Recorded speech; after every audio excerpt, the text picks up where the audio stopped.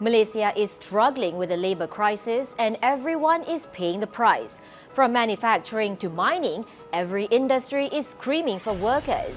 While the government has made plans to fix the problem, the implementation leaves much to be desired. The repercussions are severe.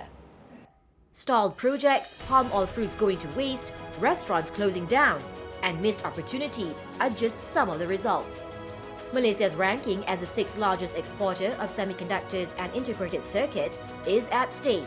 With 456 billion ringgit in 2021, this could nosedive if the labour crunch continues. The billion ringgit E&E sector needs at least 30,000 workers.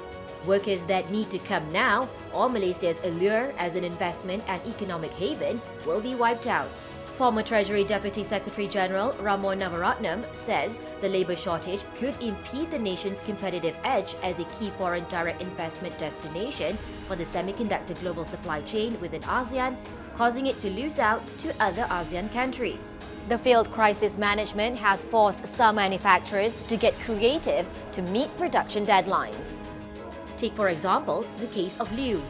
He works in finance. On some days, you'll find him not punching numbers, but hitting the factory floor, rolling out high-end embedded processors and microcontrollers.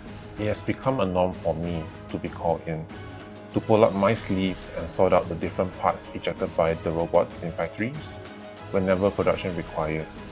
This also happens on weekends. But this short-term thinking is unsustainable. Economist Yah Kim Lang of Sunway University tells FMT, while the country's sterling export performance suggests that the manpower shortage has no material impact on production, the more likely effect is foregone opportunities to ramp up capacity to meet the increased international orders.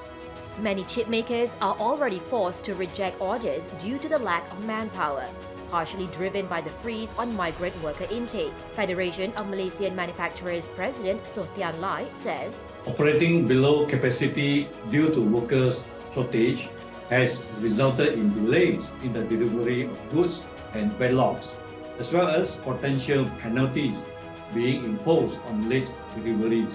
Existing customers, given the pickup in demand, may also decide to source for alternative suppliers in other countries, thus removing Malaysia from their supply chain. Ideally, the entire foreign worker application process should be handled online with minimum human intervention and no involvement of agents or third parties. Bureaucracy, red tape and apathy on tightness of labour have to go, or Malaysia will squander its post-pandemic economic opportunity. Nadia Azmi, FMT News.